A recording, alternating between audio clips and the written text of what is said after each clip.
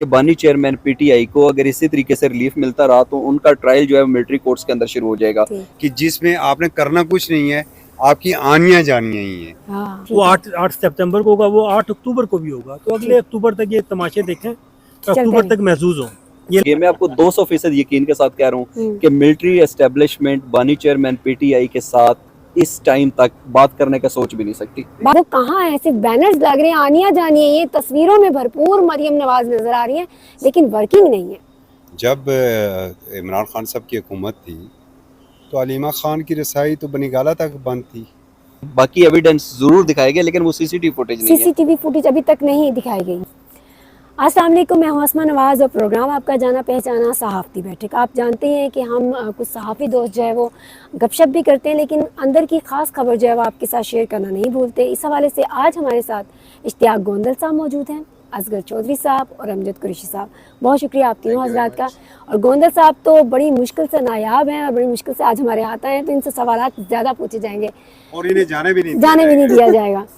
PTI क्या सोच रही है, और चेयरमैन साहब के बारे में ये खबरें आ रही हैं कि बड़े ज़रा वो दिल बर्दाश्ता हैं, अपने जो बाहर के मेम्बरान हैं उनसे भी, और अलीमा खान ने भी कुछ ऐसे जुमले आके कहे हैं कि अब सख्ती की जा रही है और जलसा जो है वो सबसे अहम है, 8 सितंबर आने वाला है। उस हवाले से तैयारियाँ और ताउन नहीं मिल रहा पीटीआई को। इस हवाले से आप क्या कहना चाहिए? बहुत शुक्रिया आपका। उसकी बुनियादी तौर पर वजह यह है कि जब deputy superintendent Adiala jail Mohammad Akram को जिस तरीके से नामालूम मकाम के ऊपर मुंतकिल किया गया, तो उसके बाद जो एक नेटवर्क था या जो उनको सहूलियात थी या जिस तरीके से वो अपने दीगर लोगों के साथ राब्ते में थे, वो जो राब्ता था वो टूट गया। और सिर्फ टूटा नहीं है बल्कि उसके बाद संगीन इल्ज़ामात का सिलसिला शुरू हुआ, सिम्स पकड़ी गई और उसके बाद वो सारा कहा गया कि ये राब्ताकारी करते थे। अच्छा, फिर दूसरा जो पाकिस्तान तहरीक इंसाफ के लिए ख़तरनाक चीज़ साबित हो सकती है ना, हमने देखा कि जब पाकिस्तान तहरीक इंसाफ की जो क़यादत थी, या हम अगर बानी चेयरमैन पीटीआई की बात करें तो कहा जाता था ये बड़े बोगस किस्म के केसेस हैं, इनके अंदर कुछ भी नहीं है, इसलिए सिविल अदालतों की तरफ से रिलीफ मिल जाता है। फिर जो पाकिस्तान तहरीक इंसाफ है वो हाई कोर्ट के अंदर भी गई और उन्होंने वहाँ पर जाकर इस खदशे का इजहार किया कि हमें डर है कि बानी चेयरमैन पीटीआई को अगर इसी तरीके से रिलीफ मिलता रहा तो उनका ट्रायल जो है मिलिट्री कोर्ट्स के अंदर शुरू हो जाएगा। इस हवाले से बानी चेयरमैन पीटीआई ने भी कहा। अभी जो सबसे बड़ी तलवार लटक रही है ना, वो कहते हैं कि बानी चेयरमैन पीटीआई के ऊपर आपने जितने भी केसेस बनाए हैं ना, अगर उसके अंदर से सिविल अदालतों की तरफ से उनको रिलीफ मिल भी जाए तो ये जो 9 मई की तलवार इनके सर के ऊपर लटक रही है ना, उससे बानी चेयरमैन पीटीआई बाहर नहीं निकल सकेंगे। तो डेफिनेटली ये सूरत हाल तो इतनी साजगार नहीं है। फिर सेकेंडली हम देखते हैं कि मुख्तलिफ यूट्यूबर्स और तज्जियाकार दावे करते हैं कि हवाओं का रुख तब्दील हो चुका है, बर्फ पिघल रही है, मिलिट्री लीडरशिप अडयाला जेल में पहुंच चुकी है। मैं आपको 200% यकीन के साथ कह रहा हूँ कि मिलिट्री एस्टेब्लिशमेंट बानी चेयरमैन पीटीआई के साथ इस टाइम तक बात करने का सोच भी नहीं सकती।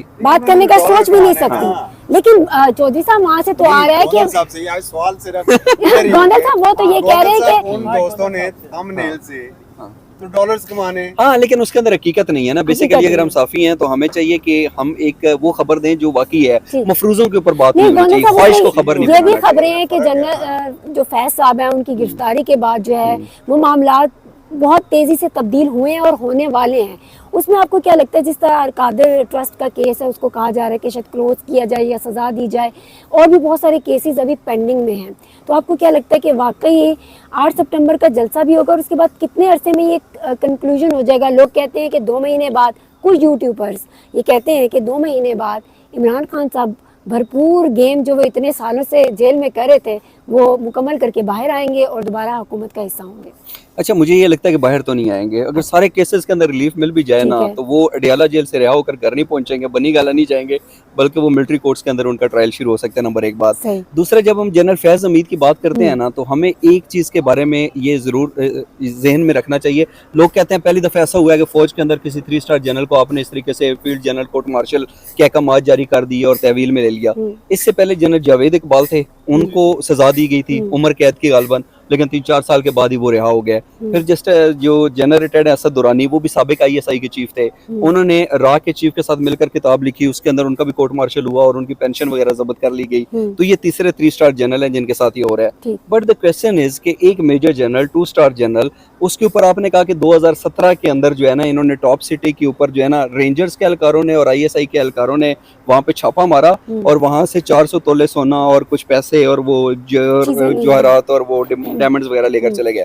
अब मसला ये है कि अगर 2017 का टॉप सिटी का स्कैंडल है और ये हकीकत पर मबनी है और हमारा मैकेनिज्म बड़ा स्ट्रांग है, तो फिर 2017 से लेकर आज 2024 में जिस बंदे का हम फील्ड जनरल कोर्ट मार्शल कर रहे हैं, उस वक्त तो वो मेजर जनरल थे, वो 2 स्टार जनरल से प्रमोट होकर 3 स्टार जनरल कैसे बन गए, यानी कि मेजर जनरल से प्रमोट होकर लेफ्टिनेंट जनरल कैसे बन गए। तो मेरा ख्याल है कि ये जो टॉप सिटी स्कैंडल है ये सामने जरूर है, लेकिन इसके पीछे और बड़ी चीजें हैं।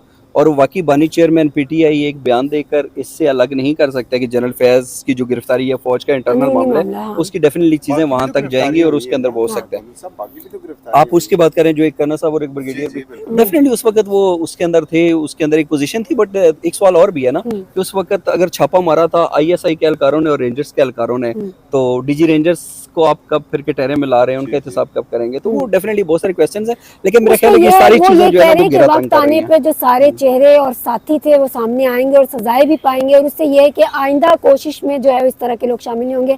चौधरी साहब, पार्लियामेंट में भी बात चली रही है, आप पार्लियामेंट भी कवर करते रहते हैं। अभी ये मैं सोचती भी हूँ, एक आम शहरी भी ये सोचता है कि आखिर ये खिंचाव की सियासत कब तक चलेगी। इस सारे मामले में जो है अवाम के लिए तो ना ये हुकूमत कुछ कर पा रही है, ना पिछली हुकूमत ने कुछ किया है। अगर हम सिर्फ रिलीफ पे बात करते रहेंगे तो बात कहाँ जाएगी। आपने आवाम की बात की, मुझे खांसी लग गई क्योंकि इतना प्रेशर इससे बड़ा जोक हो भी सकता है। और क्या हो सकता है। आज आपने प्रोसीडिंग अगर देखी हो पार्लियामान की, बड़ी दिलचस्प प्रोसीडिंग थी। आज वो चीखों की भी कुछ बातें निकली हैं। आज कुछ हनीफ अब्बासी ने बड़ी कोकेन और हीरोइन की भी बात निकली है। फिर स्पीकर ने कहा फिल्मी कि मैं स्पंज करता हूँ इसको। वैसे फिल्मी हीरोइन ज्यादा है, ठीक है। अच्छा। नहीं, आज जो है देखें, अपोजिशन लीडर जो थे वो आपको पता है बहुत अच्छा बोलते हैं, और वो भी आजकल खान की गुड बुक में नहीं है। ठीक है, ये पीटीआई के अंदर की जो ये खबर है। और जब उन्होंने कोई जिक्र किया तो फिर एहसन इकबाल खड़े होकर, एहसन इकबाल ने भी फिर वही कहा कि जी हमारे ऊपर भी ये कुछ हुआ, हमारे ऊपर भी फ्लैश लगे। राना सनाउल्लाह की तस्वीर जनाब उस वक्त के वज़ीर-ए-आज़म को भिजवाई गई, हनीफ अब्बासी के ऊपर फ्लैश लगा। तो ये जो आप चीखें वगैरह आज मार रहे हैं, तो हमने चीखें नहीं मारी। देखें, जो पब्लिक का इशू है ना, वो तो यकीनन आपको बिजली की कीमतों से अंदाज़ा हो गया होगा कि हुकूमत आपको बहुत बड़ा रिलीफ देना चाहती है। इतना बड़ा रिलीफ देना चाहती है कि उम्मीद तो यही की जा सकती है कि इस साल के आखिर तक, माली साल नहीं, रवां 2024 के लास्ट तक आपका जो बिजली का बिल है वो 87 तक तकरीबन पहुंच जाएगा। आटा आपको खासा अच्छा मिल रहा है, और बाकी भी हर तरफ दूध और शहद की नहरें। सड़क के ऊपर निकलें तो थोड़ा ख्याल रखें कि आप फिसलें ना, क्योंकि वो बात हो रही थी, हमारे साबिक वज़ीर साहब हैं, उनके आजकल शरनाटे बड़े मशहूर हुए हैं। और शरनाटों का मतलब ये है कि ये टिपिकल जो इंडिको लैंग्वेज का एक लफ्ज़ है कि जिसमें आपने करना कुछ नहीं है, आपकी आनियाँ जानियाँ ही हैं। तो हुकूमत की भी आनियाँ जानियाँ आपको नज़र आ रही है, अमली काम आपको कोई नजर नहीं है। कुरैश साहब, चौधरी साहब ने तो कह दिया कि हुकूमत सिर्फ आनिया जानिया कर रही है। आप बहुत अपनी एक गहरी नज़र रखते हैं और अक्सर जो तारीख आप बताते हैं उस पर जो खबर आप कहते हैं वो मुकम्मल भी होती है। लेकिन आप आजकल काफ़ी मरियम नवाज के काम की तारीफ भी कर रहे हैं, आप अप्रिशिएट भी कर रहे हैं। नहीं, तनकीद कम है चौधरी साहब, कुरैश साहब, तनकीद कम है, तारीफ कम है। तो ज़रा आप वज़ीर आला पंजाब की तरफ तारीफ करते करते देखें कि जो शहर डूब रहे हैं, जो फ्लड की नोयत है और जो वैसे मामलात हैं, वो कहाँ हैं। सिर्फ बैनर्स लग रहे हैं, आनिया जानिए, ये तस्वीरों में भरपूर मरियम नवाज नज़र आ रही हैं, लेकिन वर्किंग नहीं है। नहीं, वर्किंग के लिहाज से मैं जो पानी का मसला है ना, ये पंजाब में पानी का मसला शुरू से पानी आता है ना तो बहुत ज़्यादा आता है। वो शहबाज शरीफ को फॉलो कर लें, बड़े बड़े शूज पहन के और जरा निकल जाएं, वो तो यूनिफॉर्म पहन लेती हैं। मरियम का जो उम्मीद थी ना, मुझे भी थोड़ा सा इस पे जो है ना बड़ी मेरी शॉकिंग न्यूज़ भी है। मुझे ये उम्मीद नहीं थी कि किसकी भतीजी और किसकी बेटी है, उसकी जो तरबियत है ना उसके मुताबिक उसे कुछ तो डिलीवर करना चाहिए था। मुझे बहुत उम्मीदें थी, मैं बस वैसे साफ़ी बात कर रहा हूँ इस वक्त, जो साफ़ी चीज़ें देखते हैं ना उस लिहाज से जो उनके पीछे काम देखे हैं। लेकिन उनको जो मुझे आहिस्ता आहिस्ता मैंने आजकल देखा, तनकीद भी कर रहा हूँ मैं, उनके एक बिल के ऊपर भी लगाया कि मरियम नवाज साहिबा ने, हमारे पैसे हैं हम अदा कर रहे हैं, उसमें मरियम नवाज साहिबा का किरदार नहीं है।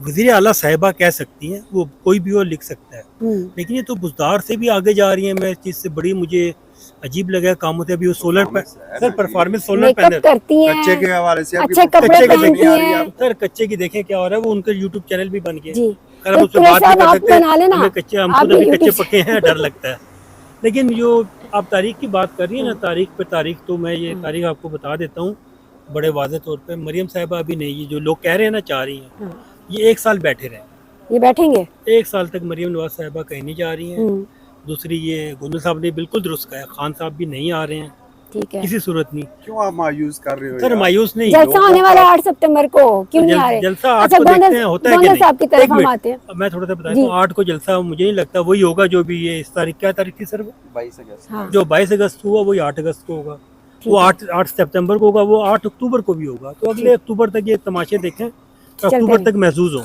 ये ले जी ओवर टू गोल्ड गोविंद साहब आपने जिस तरह बात की कि पीटीआई का अभी चेयरमैन साहब का बाहर तो आने का कोई वो चांस ही नहीं है, ये जो फिर हम दरमियान में देखते हैं कि ये धरने आ रहे हैं, कुछ तहरीकें चल रही हैं, ये किसके एमा पे आती हैं जाती हैं, फिर आज़म सवाती की मुलाकात हो जाती है, जलसा बिल्कुल तैयार होता है और फिर जलसा पोस्टपोन हो जाता है। उसकी बुनियादी तौर पर वजह यह है ना कि वैसे अगर आप पाकिस्तान तहरीक इंसाफ के लोगों से बात करें ना तो वो कहते हैं हम सुबह से लेकर दिन 3-4 बजे तक खड़े रहते हैं, हमारे पास कोर्ट के आर्डर्स भी होते हैं कि मुलाकात करवा दें लेकिन हमें अंदर नहीं जाने दिया। और इसको तो मैंने खुद अपनी आंखों से देखा है, काफी लोगों के साथ ऐसा हुआ है। कुछ लोगों के पास कोर्ट के अहकामात थे, 2-2, 3-3 चक्कर लगाए उन्होंने और उनकी मुलाकात नहीं, तो उन्होंने कहा जी हम आपको ना तो इन अदालत का नोटिस जो है वो जारी करवाएंगे। तो मुलाकातें तो नहीं होती, सुबह 7 बजे का गालबन टाइम था, तो वो डेफिनेटली इस तरीके से तो नहीं हो सकता। फिर इसके अंदर 2 चीजें हैं, आप देखें बानी चेयरमैन पीटीआई ने ये कहा था कि हम पाकिस्तान मुस्लिम लीग नून, पाकिस्तान पीपल्स पार्टी और एमक्यूएम के साथ बात नहीं करेंगे क्योंकि ये बेख्तियार हैं। हम बात करेंगे तो एस्टेब्लिशमेंट के साथ करेंगे और एस्टेब्लिशमेंट से मुराद मिलिट्री एस्टेब्लिशमेंट है। अब उसके बाद हमने देखा कि उनकी तरफ से तो मिलिट्री एस्टेब्लिशमेंट को कहा गया कि आप अपने एक नुमाइंदा मुकर्रर करें, लेकिन इसके ऊपर तो मिलिट्री एस्टेब्लिशमेंट कोई बातचीत नहीं कर रही। अब ये जो जलसा पोस्टपोन हुआ उसकी बुनियादी तौर पर 2 वजूहात थी। एक तो ये थी कि शायद बासर इदारों की तरफ से वाकई पैगाम भिजवाया गया कि आप इसको फिलहाल ना करें। दूसरा बानी पीटीआई ने खुद ये समझा कि उस टाइम मजहबी जमात भी जरा बाहर निकली हुई थी और उनको ये डर और खदशा था कि ये जो है ना इंतशार फैल जाएगा और हमारे ऊपर एक और 9 मई का जो है ना मुकदमात बनाए जाएंगे। तो उन्होंने कहा कि इसी में बेहतरी है कि मेरी जमात ज्यादा ना टूटे, उन्होंने तो कहा मैं था इसको इस 9 चीज़ मई से की कर लेता हूं। सीसीटीवी फुटेज ले आए जो मेरे बीच में मेंबरान शामिल होंगे या अहदेदार, तो हम मैं खुद उनके खिलाफ कहूंगा कि कार्रवाई की जाए। सीसीटीवी मौजूद है, सारे सबूत और शवाहिद हैं, तो फिर गिरफ्तारियां की जा रही है, इसमें सजा क्यों नहीं हो रही है? इसमें 2 चीजें, और ये मैंने डीजीआईएसपीआर से खुद पूछा था, मेरा एग्जैक्टली सवाल भी यही था कि बानी चेयरमैन पीटीआई अडियाला जेल के अंदर ये कहते हैं कि आप 9 मई के जो वाकयात हैं उसकी सीसीटीवी फुटेज दे दें, एक जुडिशल कमीशन बना दें जो शफाफ तहकीकात करे और उसके ऊपर जो कसूरवार है, जो भी कसूरवार है उसको सजा दें। अब हमें मुख्तलिफ इदारों की तरफ से जो फुटेज दिखाई जाती है वो तस्वीरें हैं जो किसी ने वीडियो से कैमरों से बनाई हैं या ज्यादातर मोबाइल फुटेजेस हैं। इमरान खान बार बार सीसीटीवी फुटेज का जिक्र करते हैं कि सीसीटीवी फुटेजेस कहाँ चलेगी, तो वो तो नहीं दिखाई गई। बाकी एविडेंस जरूर दिखाए गए लेकिन वो सीसीटीवी फुटेज नहीं है। सीसीटीवी फुटेज अभी तक नहीं दिखाई गई, मतलब जितने वो ज्यादा बड़े बड़े इंसिडेंट्स हुए हैं उनकी सीसीटीवी फुटेज नहीं दी गई और यही उनका 1 पॉइंट एजेंडा है कि हमें सीसीटीवी फुटेज दिखाएं और जुडिशियल कमीशन बना दें। केपीके के अंदर वैसे नहीं तो जुडिशियल गोंदल साहब जो यास्मीन राशिद और ये सारे लोग सरेआम नारे लगा रहे हैं, बात कर रहे हैं, टेलीफोनिक ऑडियोज हैं, वीडियोज हैं, वो भी तो एक वो एविडेंस जरूर है, लेकिन बानी चेयरमैन सीसीटीवी फुटेज की बात करते हैं, ठीक है। और उसके अंदर जो दूसरी इंपॉर्टेंट बात है ना वो ये है कि इनके आपस में जो इख्तलाफात है ना वो पाकिस्तान तहरीक इंसाफ को बहुत ज्यादा नुकसान पहुंचा रहे हैं। अब अलीमा खान जो है वो बुशरा बीबी का नाम नहीं सुनना चाहती। अलीमा खान जो है वो छोटी छोटी बात पकड़ लेती है। वो जैसे शेर अफजल मरवत ने कहा था ना कि मैंने हाथ आगे किया तो बानी चेयरमैन ने मुझे गले लगा लिया, तो अलीमा खान ने कहा कि उतनी बात करनी चाहिए जितनी हुई थी। तो ये इख्तलाफात हैं। और चौधरी साहब की तरफ चलते हैं। चौधरी साहब तो कहते हैं अलीमा खान बहैसियत एक बहन का किरदार अदा करी है, उनका कोई मुफाद नहीं, कोई हुकूमती वो ओहदा नहीं लेना चाहती, किसी तरह से वो हुकूमती मामलात में अमल दखल भी नहीं करती थी, लेकिन अब उनके बयानात से लगता है कि काफ़ी फोकस कर रही हैं हुकूमती मामलात में भी और पार्टी के मामलात में भी। देखे ना, जब इमरान खान साहब की हुकूमत थी तो अलीमा खान की रसाई तो बनीगाला तक बंद थी, प्राइम मिनिस्टर सेक्रेटेरिएट ऑफिस तक वो नहीं जा सकती थी। ये तो रिकॉर्ड का हिस्सा है। और अब और फिर देखें, कुछ हमेशा मुफादात का टकराव भी होता है। असासे हैं, इमरान खान साहब हमारा बहुत बड़ा असासा है और इमरान खान साहब के भी कुछ असासे हैं, ठीक है। ये बात किसी और तरफ चली जाएगी तो कुछ असासों की लड़ाई भी है इसमें। लेकिन अलीमा खान फिर भी एक बहन की तरह, बहन की जो जिम्मेदारियां होती हैं तो जब ये इंटरनेशनल मीडिया को, गोंदल साहब यकीनन उधर थे जब मैरिट में इन्होंने बुलाया था पूरे मीडिया के सामने, वो फार्म 45 का जो चूरन बेच रहा है आजकल, उस वक्त से बेच रहा है। उस वक्त भी अलीमा खान ने यही कहा था, जब उनसे साफियों ने पूछा था तो उन्होंने कहा था खान को इस तरीके से राय नहीं मिलती है, खान के लिए पब्लिक को निकलना पड़ेगा। अब एक बंदा जो है वो क्राउड सक्कर है, शेर अफजल मरवत। ठीक। अच्छा, शेर अफजल मरवत से आपको खौफ इतना ज़्यादा है कि आपने पहले साजिश करके, उसको साजिश करने वाले कौन थे वो आज भी शायद मिले हैं जाके इमरान खान से, आपने उसे आउट करवाया, फिर दोबारा वो इन हुआ, आज भी वो पब्लिक को लीड कर सकते हैं, लेकिन आपने उसे 8 सितंबर का जो जलसा है उसकी इंतजामी कमेटी में ही नहीं डाला है, जिसका मतलब है कि आपके मकासद कुछ हो रहे हैं, आप वही रोल अदा कर रहे अलीमा खान ने हैं जो कहा था आपके कि रिकॉर्ड में क्या वो बड़ी बात कर रहे हैं, वो इतने लोग जमा नहीं कर सकते, अलीमा खान ने कहा था। जी कुरैशी साहब, जिस तरह से बात की कि हम लोग सोच रहे थे कि पीटीआई के जो चेयरमैन हैं वो अपनी बात तो पहुंचा रहे हैं, लेकिन डिजिटल प्लेटफॉर्म आप शायद उनकी बात को वाज़िया तौर पर पैगाम पहुंचा नहीं पा रही। पहले उनकी डिजिटल जो टीम थी वो बहुत स्ट्रॉन्ग थी, अब हमें उस तरह से टाइग्रस और डिजिटल फोर्स टीम नज़र नहीं आती। आप क्या समझते हैं कि हुकूमत काफ़ी हद तक कामयाब हो चुकी है, डिजिटल ब्रेक डाउन कर चुकी है वो? इसमें मैं एक ऐड करूँगा जी आपके सवाल के ऊपर। देखिए, मैं बीट कवर कर रहा हूँ जी। जिस तरह शेर अफजल ने कहा था ना कि प्रोग्राम तो बढ़ गए हैं, तो जो इनका लाइजन था ना मीडिया के साथ, बीट रिपोर्टर्स के साथ, तो वो तो सारा प्रोग्राम बढ़ गया है। ठीक है। जब से रऊफ हसन अंदर गए और जितने भी उनके सीएमडी सेंटर सर, आपने रऊफ हसन का नाम लिया, उनके फिर ताने बाने भी तो देखे कहाँ बन रहे थे, और वो सबूत के साथ थे। अब ऐसे लोगों को इतना आजाद छोड़ा हुआ था, वो बेजाहिर चेहरे थे। मैं साफी और मैं नरेंद्र मोदी से भी रब्ता कर सकता हूँ अगर मेरी रसाई है तो। राब्ते और चैट में बातों में फर्क है ना। चौधरी, मैं चौधरी साहब आपकी बात में थोड़ा इंटरप्ट कर रहा हूँ। चौधरी साहब जो बात कर रहे हैं ना, बीट रिपोर्टर, ये सारी चीज़ें कह रहे हैं, ये रिपोर्टर हैं, इनको तो पहली जो कहना वो खुदे लाइन लगा दिया गया था, तो वो खान साहब भुगत भी रहे। लेकिन इस वक्त जो डिजिटल का जो आपने बात की टीम की, डिजिटल वाले लोग होते हैं ना, आपको पता है वो पंजाबी के गाने मैनू नोट विखा मेरा मूड बने, ठीक है, 2 साल से ना उनके खराजात भी कम हो गए हैं। ये हुकूमत की कामयाबी मैं नहीं इसको कहता, अच्छा, कि डॉलर की कामयाबी और नाकामी होती है। ठीक है। उनके जो इन्फ्लुएंस थी ना पैसे की, वो कम हो गई है। अब उसमें से बहुत से लोग आपने देखा होगा वो दूसरी तरफ की बातें भी कर रहे हैं, मिला जुला रुझान। आपको पता है, फिर जब वो नोट रुक जाते हैं ना, तो ये इनको समझना चाहिए। देखें, ये लोग जो बैठे हैं बीट को करते हैं, रिपोर्टर वहीं बैठा रहेगा, इसने काम, रिपोर्टर ने काम करना है, आपको खबर देनी है। अगर मियाँ साहब की तरफ जाएंगे उधर बीट करेंगे तो वही खबर देंगे, खान साहब की खबर होगी वही, मौलाना साहब की वही। ये होते हैं रिपोर्टर। इन्होंने वो एजेंडा बेच रहे थे, इन्होंने एजेंडा नहीं बेचना होता, ठीक है। साफी, एक बात वादे कर देता हूँ मैं, साफी जो होता है वो एजेंडा नहीं बेचता है, ठीक है।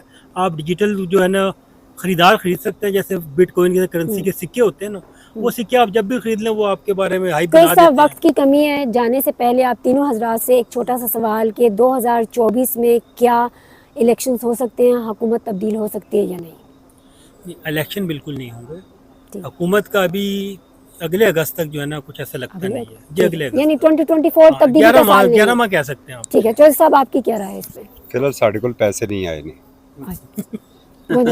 नहीं जी, ये हुकूमत अभी तक कहीं नहीं जा रही, आप मुतमईन रहें। चलें जी, हमारी सहाफ़ती बैठक का तो जाने का वक्त हो गया, लेकिन हुकूमत अभी यहीं पे। आपसे फिर अगले हफ्ते मुलाकात होगी, तब तक के लिए इजाज़त दीजिए, अल्लाह हाफिज़।